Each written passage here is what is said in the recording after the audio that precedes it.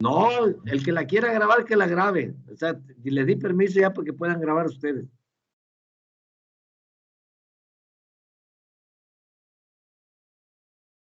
¿Ok? Sí, yo no grabo las clases, pero muchos de ustedes la quieren grabar, pues grábenla. Les di acceso a todo para que ustedes puedan grabar.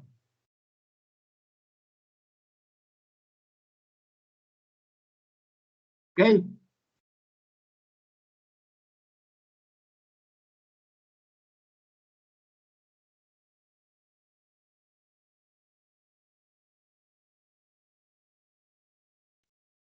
Entonces, de nuevo, o sea, ustedes, como ingenieros, tampoco se les vaya a ocurrir decirle al operario, quiero que todas las piezas salgan en la nominal. ¿Por qué? Porque van a castigar mucho el proceso y no van a dejar correrlo como debe ser y no van a aprovechar todas las habilidades de la máquina ni de las herramientas de corte. Fíjense que les voy a platicar una historia de una empresa que fabrica frenos para carros chicos. Estaba allá en Apodaca, antes se llamaba Case Lemmer, está allí en el parque de Apodaca. ¿Cómo se llama ese parque? No me acuerdo cómo se llama. Esos parques industriales allí que están sobre la carretera al aeropuerto. Y entonces había un director de esa empresa que, pues él por querer dar buena calidad, mandar piezas a Estados Unidos, bien, porque todo era de exportación para Estados Unidos. Y él lo que hizo, por decir ahí, la tolerancia la redujo. Si la tolerancia era más menos 3, él la redujo a más menos 1. Y sí, pues lo hacían, pero cada tercero, cada 4 piezas o cada pieza estaban ajustando y ajustando. Y entonces, en vez de sacar piezas, el operador se la pasaba ajustando. Y entonces, ¿esto a qué lo llevó? A que llegó el momento en que ya los embarques no los hacía completo. Y si le hacían falta unos 100 piezas para el embarque, las embarcaba pero en avión porque salían después del embarque que se iba en el tráiler. Y entonces las tenía que enviar en avión. Y al enviarlas en avión, pues ya se imaginan lo caro que costaba. Pues ese tronó ese director, se dieron cuenta y pues lo corrieron, ¿verdad? Entonces llegó un nuevo director. Me acuerdo que yo estuve ahí yo estaba como consultor en esa empresa. Y y resulta que cuando llegó, lo primero que hizo, fíjense, él ya sabía cómo estaba el asunto, ya sabía dónde estaba, qué tolerancia había cerrado y todo, y lo primero que hizo, puso una circular y citó a todos los empleados, y yo como era un consultor exterior, también me invitó a mí, tenía que estar el sábado ahí a las 8 de la mañana para tomar un curso de GD&T, y entonces, total, que pues yo fui, y lo primero que nos dijo, ¿saben por qué están aquí? Porque su director pasado hizo esto, redujo la tolerancia aquí y se ahorcó, llegó el momento que ya no pudo. Y entonces, no, lo primero que vamos a hacer es volver a poner, a usar la tolerancia que dice el dibujo. El dibujo para eso, por eso trae tolerancia. Ya el diseñador ya sabe que con esas tolerancias las piezas sirven. ¿Para qué castigas el proceso?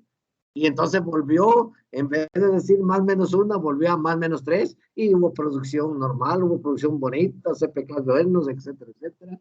Y ahí aprendí que mucha gente le da por sacarle la nominal. No, tienen que aprovechar la tolerancia.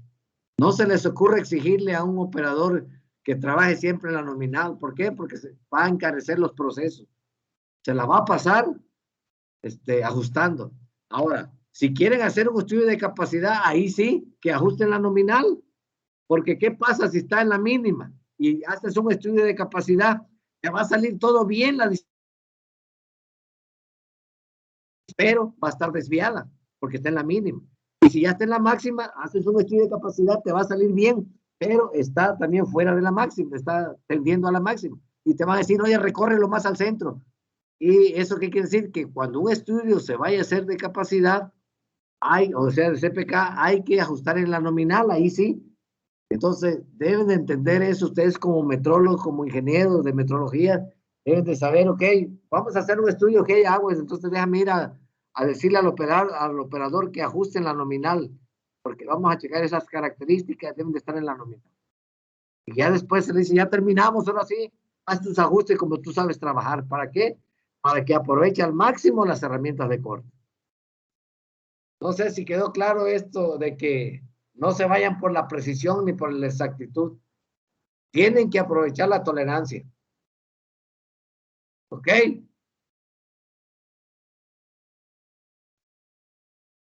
Entonces, exactitud se refiere a cuán cerca del valor real se encuentra. Bueno, eso es nomás para definir, oye, salió exacta la pieza, o sea, casi salió exacto. Lo pedía 20 y casi llegaste al 20. Pero bueno, eso es nada más como concepto. No es para que los estudios de capacidad, los procesos de manufactura se trabajen siempre exacto, o siempre preciso, no. Hay tolerancias y las tolerancias, como su nombre lo dice, tolerancia, son para que se usen. Dice, en términos estadísticos, la exactitud está relacionada con el sesgo. O sea, ¿por qué un operador, si mide la misma pieza, la mide 5 veces y las 5 veces le sale diferente? Pues, ¿por qué? Porque viene el concepto del sesgo, como dice aquí. Es decir, que depende qué tan sesgado puso el micrómetro o el instrumento a la hora de estar midiendo. O sea, no te das cuenta, pero pues eres el ser humano, tú lo tomas y crees que está bien, pero está un poco inclinado hacia acá o hacia allá, no sé, y eso se llama sesgo. Y eso te va a llevar a esa exactitud, te va a llevar a esa precisión. Pero eso siempre existe. Por eso una máquina de coordenadas siempre checa con el mismo sesgo. Y ahí no hay vuelta, por eso siempre sale la misma medida. Está robotizada, una máquina no cambia, ¿verdad? Dice, cuando menor es el sesgo, más exacta es una estimación, pues claro. Cuando se expresa la exactitud de un resultado, se expresa mediante el error absoluto, que es la diferencia entre el valor experimental y el valor verdadero. Es decir, cuánto es lo que debe tener y cuánto tiene. Y ahí se saca el valor que está variando. Y lo más cerca, si está lo más cerca posible, pues está exacto, ¿verdad? Ya vamos a entrar a lo que es la reproducibilidad en metrología. Ya se está refiriendo ahí en particular precisamente pues a los instrumentos, va a decir reproducibilidad en metrología. De forma particular, en ingeniería, ciencia, industria y estadística, se denomina repetibilidad a la capacidad de un instrumento de dar el mismo resultado en mediciones diferentes realizadas en las mismas condiciones a lo largo de periodos dilatados de tiempo. El ejemplo que les puse. O sea, ¿por qué me dio diferente las 5 lecturas del operador si midió la misma pieza en la misma posición? ¿Por qué? Por el sesgo. O sea, ¿y por qué la máquina de coordenadas no varió nada? Porque ahí no es el mismo sesgo para todo. La midió en la misma posición. Entonces, ¿qué quiere decir? Si tuviera muy disparado, entonces la reproducibilidad del instrumento no sirve. Oye, no puede ser que aquí te dé tanto, por decir, que aquí, que la variación sea de milímetros, por decir así. No puede ser, o sea, serían de micras y mínimo. Y eso sí es el sesgo del operador. Pero que varíe tanto, eso quiere decir que el instrumento que estoy utilizando no es el apropiado, no tiene la reproducibilidad. Entonces, esa es la investigación que van a hacer en los instrumentos. Tienen que entender si ese instrumento, para qué sirve, qué tolerancia va a medir, su reproducibilidad es garantizada en esa tolerancia, etcétera, etcétera. Esa es la investigación que van a hacer ustedes en los instrumentos de medición que van a presentar.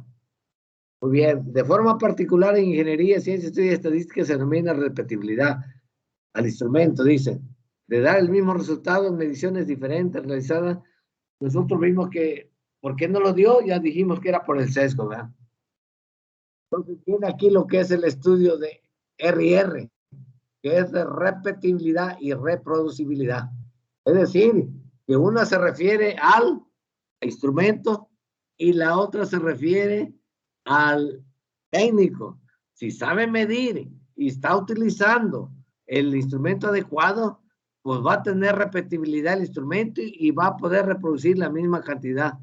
Pero si hay alguna variación fuera de lo común, que se salga del 10% a la hora de hacer el cálculo, vamos a encontrar que a lo mejor el instrumento es el que no sirve, o vamos a encontrar que a lo mejor el instrumento sí es bueno, pero la reproducibilidad del operador no es buena. Eso quiere decir que el técnico no es apto para tomar esas medidas.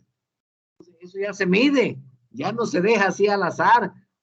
Oye, ¿por qué la midió él? Porque es que él me dijo que él que sabe. No.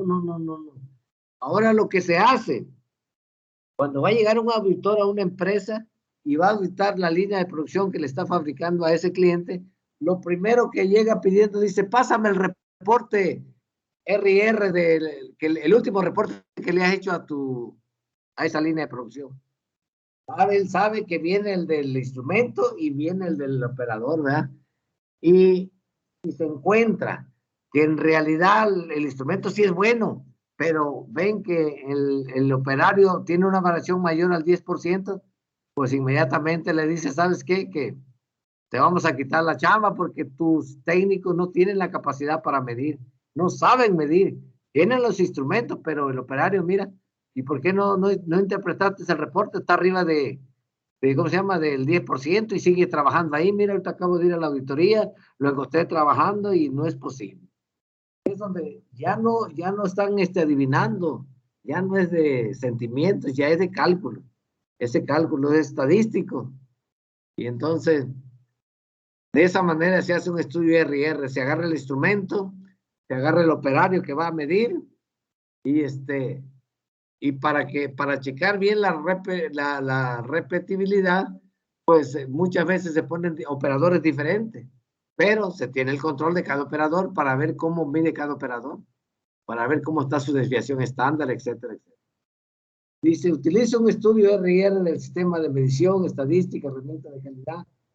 Estudio del sistema de medición, la repetibilidad es la variación causada por el dispositivo de medición, es decir, el instrumento. Y la reproducibilidad es la variación causada por el sistema de medición. Es decir, ¿quién toma la medida? Que puede ser el calibrador, el mismo técnico, que no sabe utilizar el instrumento o el medio de medición. Entonces, ¿qué es el estudio RR? Aquí viene, dice, el más común del MSA que lo vimos en la primera hoja cuando empezamos esta materia, que es el análisis del sistema de medición, el manual de la Chrysler, de la Chevrolet, de la Ford. A ese se refiere el MSA. Dice, el tipo más común del MSA es el estudio de repetibilidad y el reproducibilidad es el que exige este sistema a todos los proveedores del sistema de medición. La mayoría de los estudios RR del sistema de medición evalúan los efectos de dos factores en la variación de su sistema de medición, por lo general, operador y la parte. Es decir, la pieza, cómo está saliendo y el operador, cómo está midiendo. En eso se basa el estudio RR. Pero ya se le agrega aquí el estudio GRR, que es de Gates. Entonces, el estudio de los Gates RR, para ver cómo repiten, ¿verdad? Dice, Gates RR es un sistema que se combina con variación de responsabilidad y repetibilidad y reproducibilidad. Ah, caray. Repetibilidad, reproducibilidad, ya lo había visto, uno es del instrumento y otro es del que toma la medida. Pero responsabilidad, bueno, es que los Gates vienen hechos con normas ya establecidas. Ya las normas te dicen bajo qué norma, qué debe de cumplir para que un gate se pueda utilizar en una línea de producción. Viene avalado por las normas que requiere el gate. Por eso, a eso se llama responsabilidad. De otra manera, el GRR es igual a la variación, a la suma dentro del sistema y entre el sistema de variación. De lo contrario, vas a encontrar que entonces, es muy importante que un gate esté respaldado, ubicado por las normas establecidas. Un estudio GRR del sistema de medición le ayuda a investigar la repetibilidad, como dijimos, y la reproducibilidad. repetibilidad, qué tanto de la variabilidad en el sistema de medición es causada por el dispositivo de medición. O sea, aquí te dice qué tanto está variando, o sea, por qué te está fallando el sistema de medición. Aunado a eso y aunado al operador o a la reproducibilidad, pues nunca vas a estar tomando mediciones correctas. Entonces es un papel crítico, es un papel muy crítico de un ingeniero en metrología. ¿Por qué? Porque tiene que tener bien consciente de este conocimiento, de que los instrumentos que se estén utilizando para la tolerancia adecuada es el que se debe usar, y que esté bien calibrado y que esté con las normas que establece, y que el operario sea el apto, que tenga la capacidad. Y si no, pues hay que hacerlos, hay que hacer técnicos que cumplan con esa reproducibilidad. Y por eso esos técnicos pues, miden diario, hacen prácticas y se les hace exámenes cada semana. Muy bien, entonces, y eso es lo que pide un auditor. Dame un estudio GRR para ver, antes de ir a ver si vale la pena ir a ver tu sistema. Y si ve resultados buenos, nomás va y comprueba que el que está registrado ahí en el estudio GRR sea el técnico que está en la operación, que va a checar él. Dice, ok, está perfecto, no hay ningún problema. Ahora, ¿cómo hacer un estudio GRR? Se hace ya en paquetes de computadora, ya a mano. Lo puedes hacer a mano, pero te vas a llevar un buen tiempo. Entonces ya todo está en paquetes de computadora. Y el paquete de computadora, que el software que nos hace estos estudios, así como el estudio de CPK, es el Minitab. Minitab. ¿Alguien ha oído de este paquete?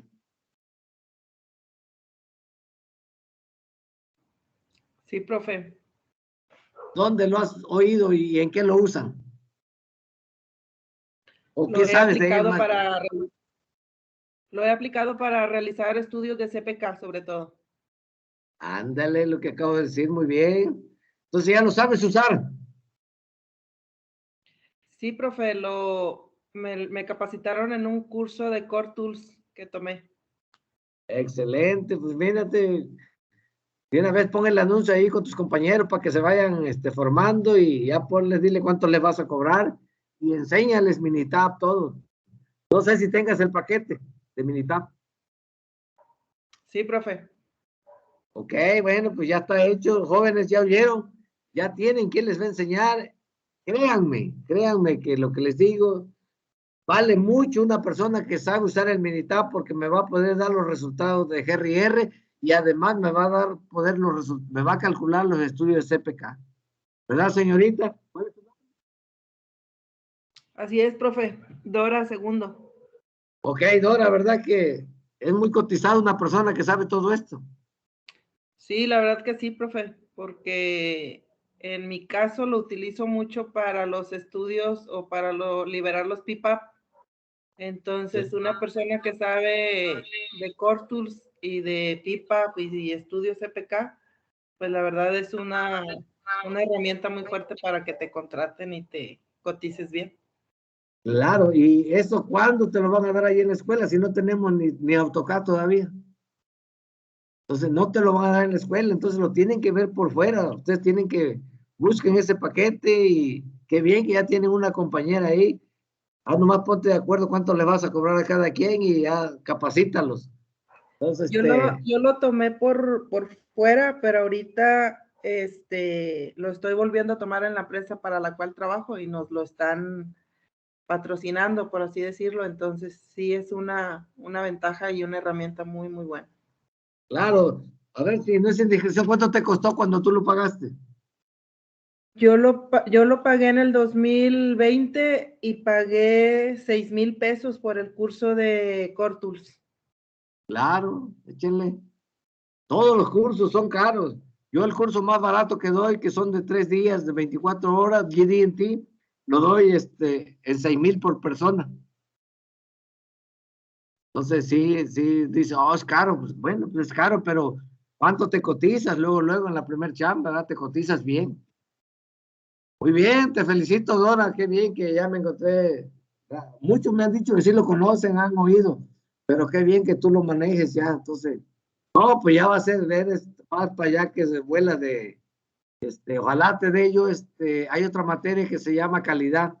Ojalá les dé yo 6 sigma para que afianzar todo eso y ya pueda ser tú una auditora de calidad en alguna empresa.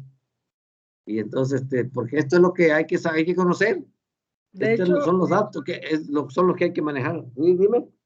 ahorita yo trabajo actualmente como coordinador de aseguramiento de calidad, pero soy también auditor interno en IATF y en ISO 9001-2015. Ok, y nomás dile cuánto ya te están pagando, ¿verdad? Porque debes de ganar bien, entonces, porque estás bien preparada. Yo quisiera que todos se prepararan en esto. Entonces, ahí tienen una opción para que vean que ustedes tienen que buscar la capacitación.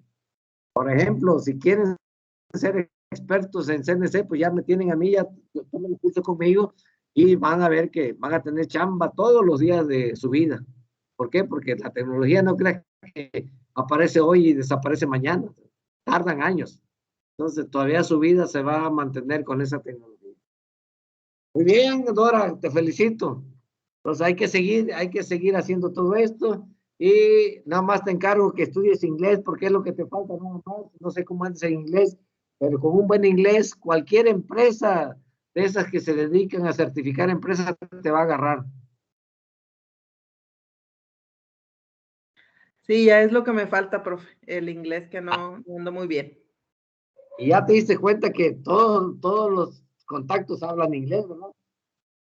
Sí, la verdad que sí. Digo, le sumas el inglés a cualquiera de estas herramientas y pues tienes trabajo en muchas partes y en muchas empresas buenas. Claro, qué bien, que ojalá esto de Dora les motive a ustedes para que vean que lo que les estoy diciendo es lo de hoy, lo que se necesita ahorita, ¿verdad? Muy bien. Dice, el militar dice también, calcula una columna de componentes de la varianza y utiliza los valores para calcular RR. Es decir, te da toda la información del análisis de variación de lo que vayas a medir, sobre todo en RR o CPK. ¿Ya? Entonces, para eso te sirve este paquete de militar. Yo les vuelvo a decir que métanse de lleno. Bien, ¿alguna duda hasta aquí? ¿Algún comentario?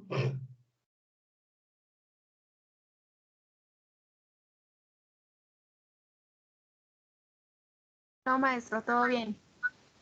Ok, bueno, esta tablita la vimos, creo que la expliqué cuando les enseñé dibujos, se llevaron dibujos conmigo cuando vimos la velocidad de esta tablita, pero se nos expliqué a través de interpretación. Ahora se lo voy a explicar, pero con un enfoque de metrología. ¿Por qué? Porque ahora estamos estudiando metrología. Entonces, esta tablita, pues es universal, es tecnología, miren, para que vea quién esta la emitió, por ejemplo.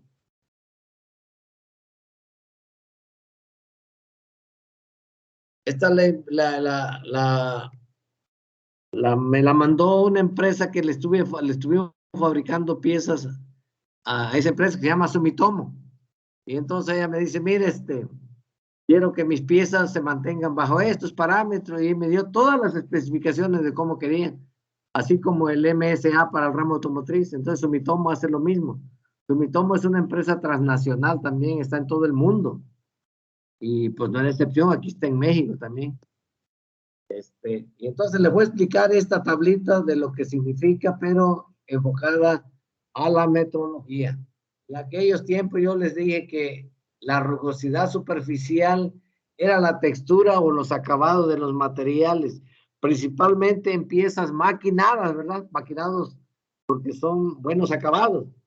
Si vemos una pieza vaciada de fundición, la pueden ver, los acabados pues no están bonitos, están hasta sucios, ¿no? Igual la forja, sale hasta con cascarilla de forja ahí, los plásticos.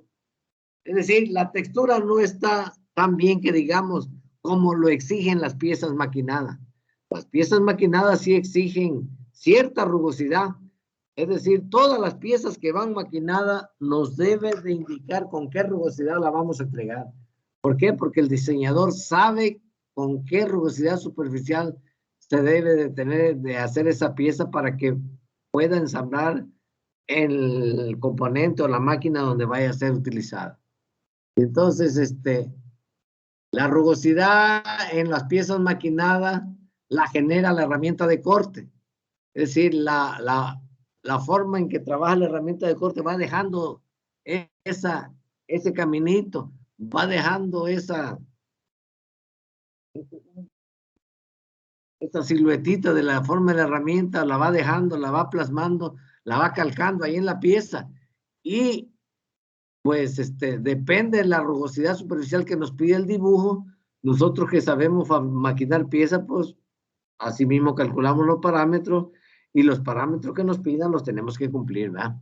Y entonces lo que se mide es la rugosidad promedio, es decir, qué tan áspero está, pero tiene muchos ásperos y se saca un promedio.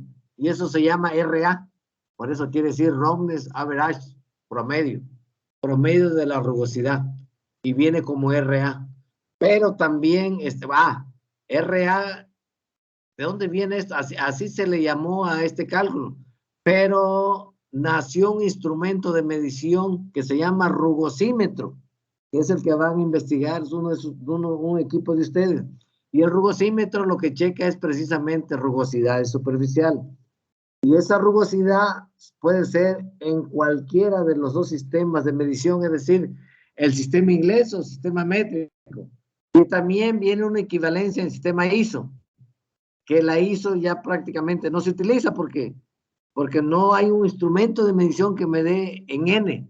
Así en cambio, en microinch o en micras, el equipo que se diseñó, lo diseñó en Estados Unidos, que se llama rugosímetro, ese sí me da. Yo quiero ver la rugosidad de un acabado en una pieza determinada, basta con desplazar el cabezal ahí, inmediatamente me dice que la rugosidad superficial es de tanto. Si se lo pide en microinch, me lo va a dar en microinch. Si se lo pido en micras, me lo va a dar en micras. ¿Verdad? En N no me lo va a dar. Ok. Entonces, ¿quién es el responsable de la rugosidad en una pieza maquinada? Pues la herramienta. Es la forma que va dejando la herramienta de corte. Y entonces, de nuevo, son dos sistemas que se conocen en la medición, que es sistema inglés, sistema métrico. En el sistema inglés se va a denominar como microinch, y en el sistema métrico micras, y en el sistema ISO con N. Y ISO ANSI, pues aquí está ¿cómo se llama? El símbolo, que parece raíz cuadrado, parece una palomita también. En algunos casos, eso quiere decir. Ok, y entonces vamos a ver.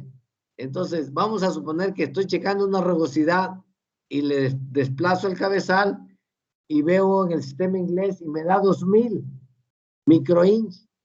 Ok, yo le cambio a micras, que es el símbolo que está aquí, la mu y la m, y aquí la mu y la inch de pulgada. Mu quiere decir de micras y la inch quiere decir pulgada, la mu de micras y la m milímetros. Eso quiere decir.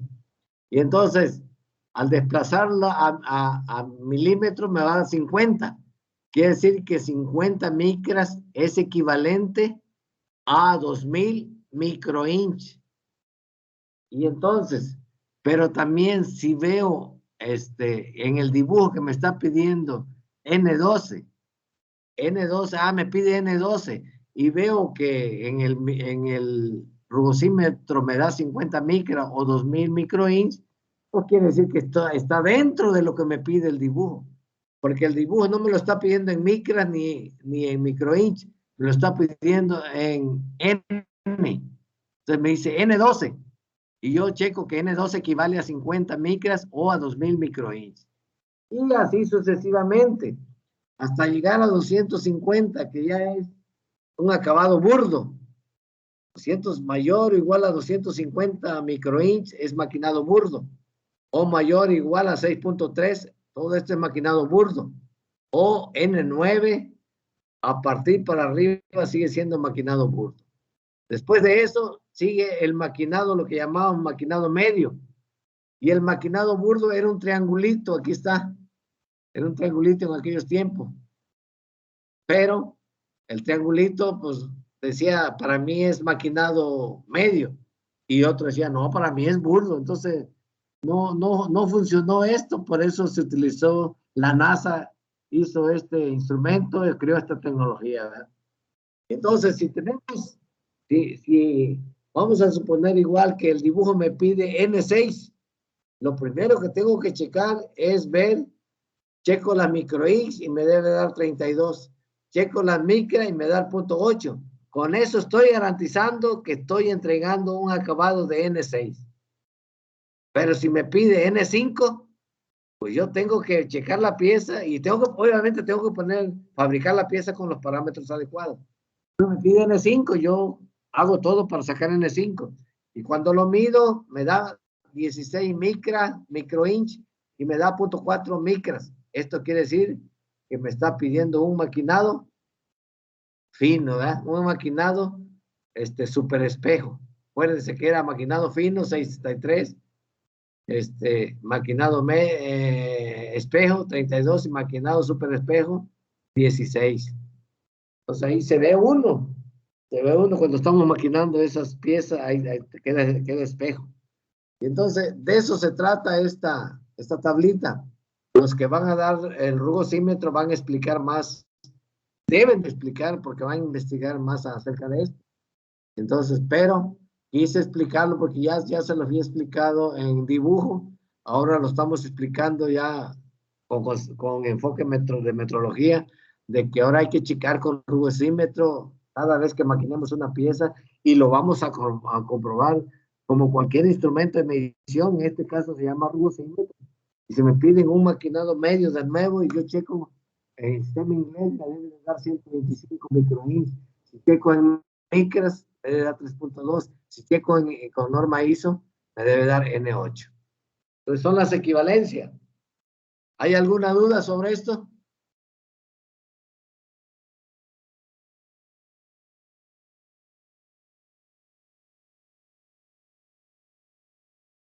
¿Alguna duda, algún comentario? No, profe, la llevamos poco a poco. Ok. Y entonces, también esta tablita la vimos, pero allá era para expresión. Ahora no, ahora va a ser ¿cómo vas a cada una de estas? Esta primera tablita nos estamos refiriendo a qué? A los símbolos de características. Y entonces, ¿sí se acuerdan de esta tablita o no? No ha pasado mucho tiempo que les di esto. Sí, profe. Sí, profe. Okay, pero como quiera se las voy a recordar para que pues lo estamos viendo, pero vamos a hacer un enfoque metrológico, ¿verdad? Entonces, dijimos que todo lo que se mide en una pieza se llaman características. Esas características son individuales, es decir, que no van relacionadas con ninguna otra característica, simplemente aplica la tolerancia en ese punto, ¿verdad? Pero también hay características individual o relacionadas, es decir, que muchas veces sí son individuales, pero la mayoría son relacionadas. Es decir, esto funciona siempre y cuando allá tenga esto y esto, están relacionadas. Entonces hay que tener esa habilidad para garantizar que a la hora que van a ensamblar estas piezas, cuando una vez fabricadas, pues no tengan el problema que tuvieron cuando nació esta tecnología. ¿Se acuerdan que no ensamblaban los tanques de guerra, los aviones, los buques?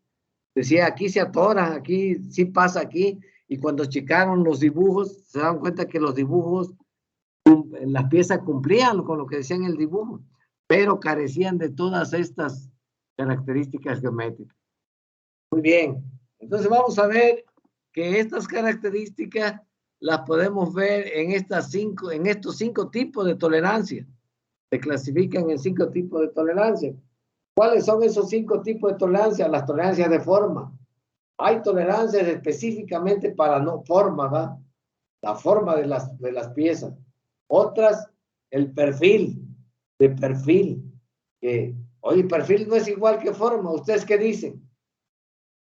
¿Forma es igual que perfil? ¿O qué es forma y qué es perfil para ustedes?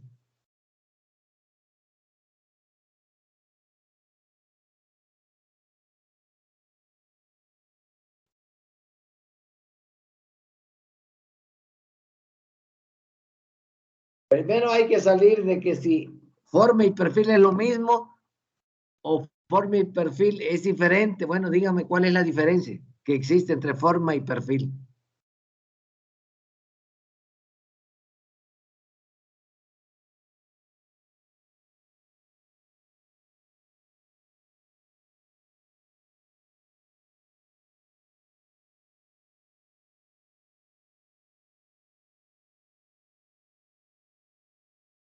La curvatura de una pieza, no el perfil. Claro, claro. Entonces la forma es toda la masa, toda la materia, ¿verdad? Y el perfil viene siendo la silueta, como dices tú. Es la silueta que va dejando la forma, que tiene la forma, ese es el perfil. Y por lo tanto, hay unas especialmente para esa silueta, para el perfil. Y luego hay otras que se llaman de orientación. Hay otras que son de localización y por último las de variación. Entonces tenemos 5 tipos de tolerancia. Vamos a ir analizando una por una. Entonces vamos a analizar la primera característica de forma, que es de la rectitud. Y la rectitud viene con un signo. Una línea recta, pues ya definimos que una línea recta es la línea más corta entre 2 puntos, ¿verdad? Una línea recta. Pero aquí la pregunta es, o lo más importante es empezar a diferenciar. Acuérdense que les dije que existían piezas cilíndricas o redondas y piezas no cilíndricas, que yo le llamo piezas de forma caprichosa. Es decir, tienen otra forma menos cilíndrica. Por eso yo le llamo piezas de forma caprichosa. Y entonces aquí la primera pregunta que les hago, esta rectitud, es una característica de tolerancia de forma. Y aquí la primera pregunta que nos haríamos es ¿esta aplica para puras piezas cilíndricas o para puras piezas no cilíndricas o para ambas? ¿Qué dirían ustedes y por qué? Para ambas. Bien, ¿y por qué? ¿Por qué para ambas?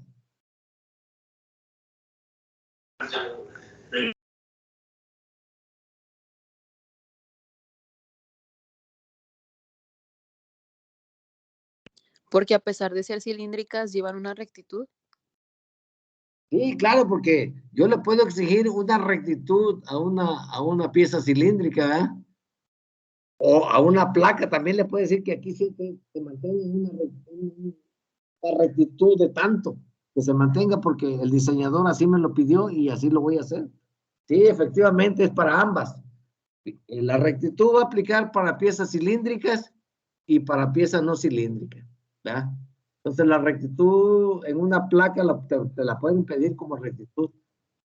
Y vas a ver que muchas de estas características son muy parecidas. Y entonces me han llegado a decir, oye, pero ¿por qué no le pusieron esto en vez de esto? Lo único que les puedo decir es que el que manda ahí es el diseñador. El diseñador es el que decide qué tolerancia utilizar. Si va a utilizar una de forma, una de perfil, y etcétera, etcétera. Es el único que decide. Y por lo tanto, pues hay que hacerle caso. Muy bien. Y ahora sí viene la pregunta más importante, ¿verdad? Que es lo que nos interesa. ¿Cómo voy a medir yo la rectitud en una pieza, ya sea cilíndrica o no cilíndrica? ¿Cómo creen que se dimensiona una rectitud?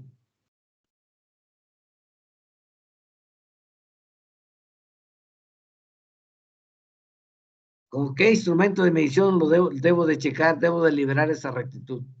Reloj indicador. ¿Perdón? Reloj indicador. Muy bien, con un reloj indicador, efectivamente. ese instrumento también lo van a investigar y entonces aquí ya les dieron otra, ya los que les tocó este reloj indicador ya vieron que aquí es muy práctico. De hecho, el reloj indicador es el instrumento de medición que más se utiliza en un taller, ¿verdad? En un taller, sobre todo de maquinado. Entonces, sí, efectivamente, la rectitud, me dicen que de aquí a acá debe haber una rectitud de tanto, que eso no se debe salir de tanto. Hace donde empieza, donde me exigen la rectitud, ahí pongo el 0 y desplazo todo el reloj indicador lo desplazo hasta el lugar donde me dice que mantenga yo esa rectitud, y si hay algún punto que se salga de la tolerancia que me están pidiendo, pues ya las piezas no servirán. Pero si se mantiene dentro de la tolerancia, esas piezas ya las puedo liberar como ok. Y estoy garantizando que se midió bien la rectitud, porque está dentro de la variación que me pide ahí la tolerancia. No sé si quedó claro que para empezar aplica para las dos cilíndricas y no cilíndricas, y que se debe de checar con un reloj, con un instrumento llamado reloj indicador. No sé si quedó claro eso.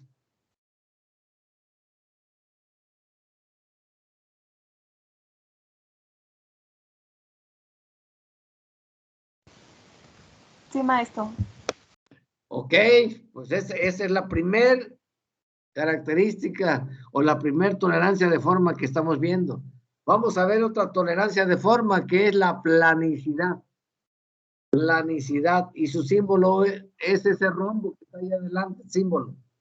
Entonces, cada vez que yo vea en un dibujo esa línea recta, me están pidiendo rectitud y me da la tolerancia. Y cada vez que yo vea en un dibujo ese símbolo del diamante, me están pidiendo planicidad y también tiene una tolerancia. Esa tolerancia está calculada por el diseñador de la pieza. Muy bien, entonces, ahora sí quisiera que me dijeran qué es planicidad para ustedes.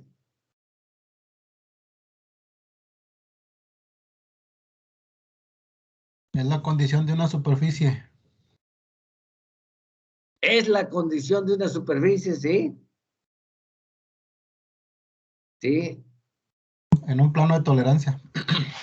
Anda, es lo que te iba a decir, pero ¿bajo qué? O sea, es la variación que existe en una superficie, ¿verdad? Es lo que dices tú, bajo una tolerancia permitida. Muy bien. Entonces, sí, es la variación que existe en una rugosidad superficial, se puede decir también. Y entonces, ese símbolo va a aparecer cuando querramos checar una planicidad. Y aquí la misma pregunta que les hago, ¿aplica para piezas cilíndricas, para no cilíndricas o ambas? Para ambas. Para ambas. ¿Los demás qué dicen? ¿Apoyan a su compañero? Para ambas.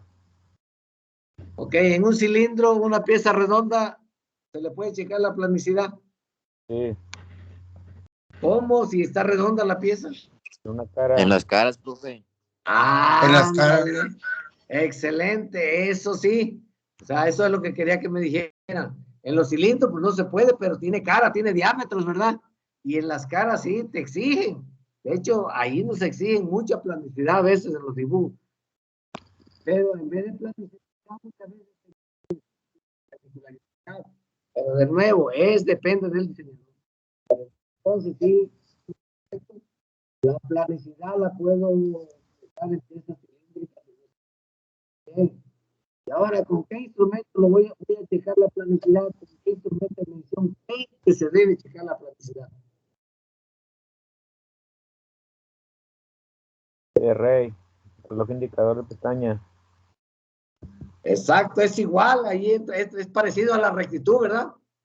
Me dicen que cheque la planicidad en esta cara, barro toda la superficie con el reloj indicador, obviamente con un calibrador de altura, pero sigue siendo el instrumento, el reloj de pestaña, el reloj indicador. Entonces lo que hago, barro toda la superficie, la pongo en inicio en cero y voy viendo la variación.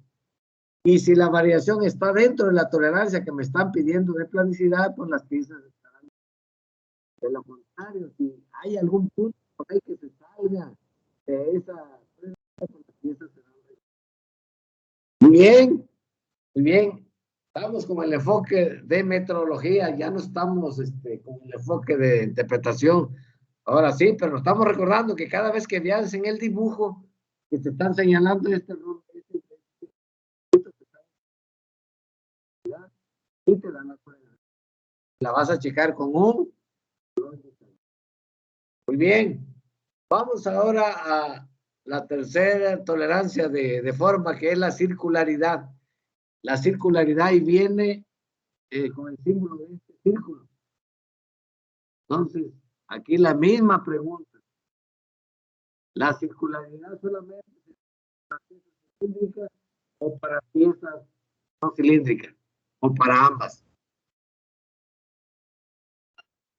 Cilíndrica. Claro, aquí como su nombre lo indica, ¿verdad? Para puras piezas cilíndricas, porque son redondas. Muy bien, ya estamos entendiendo la forma de las piezas, ¿verdad? Y como está cilíndrica, voy a quitar la circularidad. Y circularidad es un círculo, no estoy sacando cilindricidad, es circularidad. Y entonces aquí la pregunta sería, ¿cómo checo yo la circularidad? ¿Con qué instrumento debo de checar la circularidad?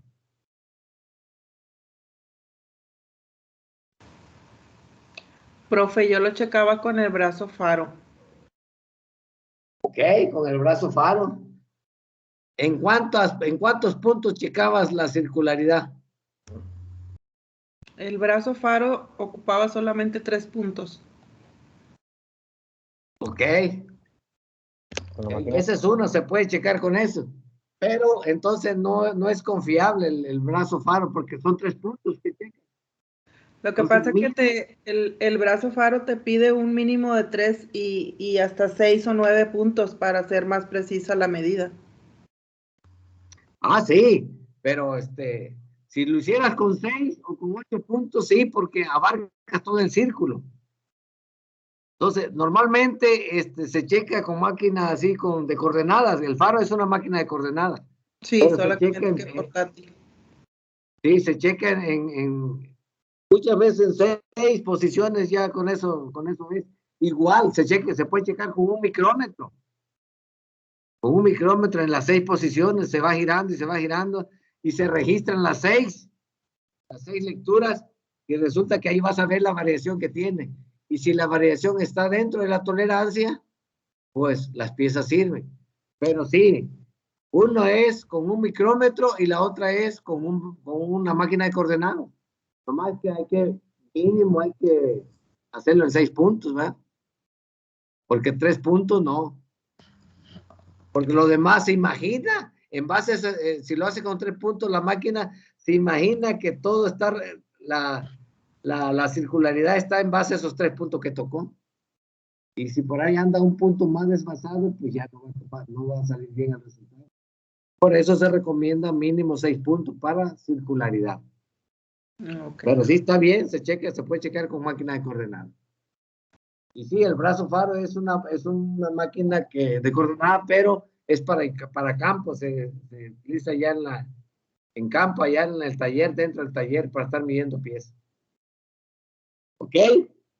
El LVDT. ¿Qué tiene?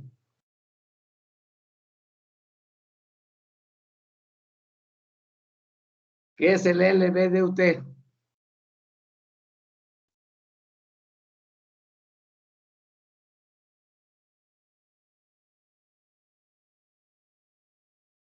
¿Qué es, compañero, el LVDT? Ese que checa las vibraciones en el movimiento mecánico de la pieza. Sí, no. Es otro instrumento, sí, pero no. Vamos a checar circularidad. ¿Qué tan redonda está en esa posición? En la posición que te lo pide. Te dice, quiero que me cheques aquí la circularidad. Y la circularidad no debe de salirse de esto, te dan la tolerancia. Y entonces para comprobarlo, lo mides en 6 puntos con un micrómetro, o con una máquina de coordenadas, o con un brazo faro, como dijo su compañero. Y ahí te descarga y te dice que si está dentro o está fuera de esa tolerancia. Entonces, para checar la circularidad, también se utiliza el reloj indicador, se puede utilizar, Porque hay checas, el reloj indicador te checa variación, acuérdate. Entonces tú empiezas a checar en serie y lo giras el círculo 180 o los 360 grados y barres todo el círculo y vas viendo toda la variación que tiene. Y si la variación está dentro de la tolerancia que te están pidiendo, pues está correcto. Entonces, hay 3 maneras de liberar la circularidad. Obviamente la más rápida es el reloj indicador, con base magnética. Lo pones ahí en la máquina y en la máquina checas la circularidad o redondez de la pieza ahí arriba. La giras 360 y ves la variación que hay. ¿Ok? Entonces sigue siendo el reloj indicador primordial hasta esas 3 características, ¿verdad? Vamos con la cuarta tolerancia de forma que es la cilindricidad. Igual, la cilindricidad sirve para puras piezas cilíndricas o no cilíndricas o ambas.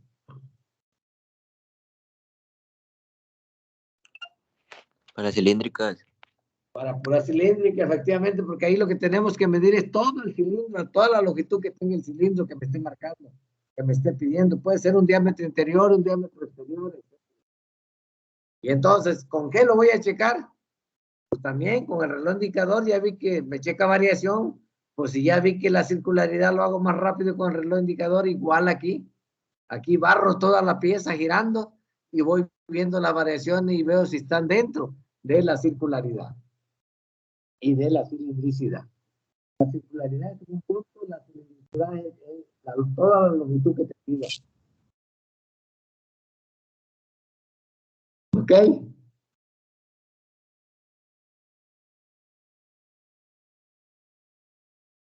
¿Alguna duda hasta aquí? Entonces ya vimos que el reloj indicador juega un papel súper importante.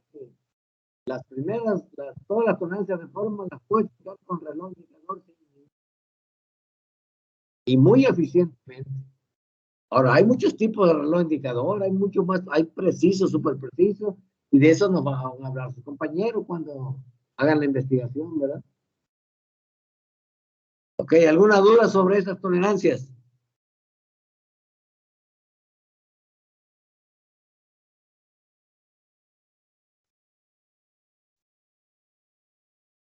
¿No hay dudas?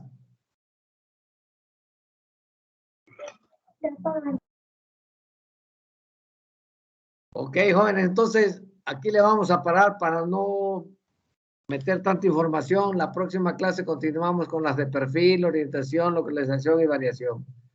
Pero ustedes pueden ir dándole checándole y busquen dudas, preguntas para que me pregunten, ¿verdad? Todo lo estamos haciendo con el enfoque de metrología, con qué instrumento vamos a medir, con qué instrumento vamos a liberar. ¿Ok? Entrados.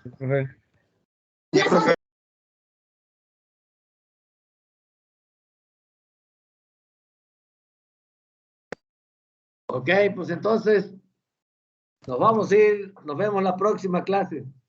Vamos muy bien. Espero que sigamos igual, vamos bien, vamos al ritmo que debemos ir. No ha habido meeting y no va a haber meeting. ¿Por qué? Porque mientras haya pandemia no creo que haya meeting o no les han dicho nada. No los han invitado a ningún meeting. No, Bueno, entonces nos vemos la próxima clase, jóvenes. Gracias, que descanse. Gracias, Ándale, hasta profe, luego. que descanse. Buenas noches. Descanse, Igualmente. profe, nos vemos. Igualmente, profe. señorita. Buenas noches. Hasta luego, que estén bien.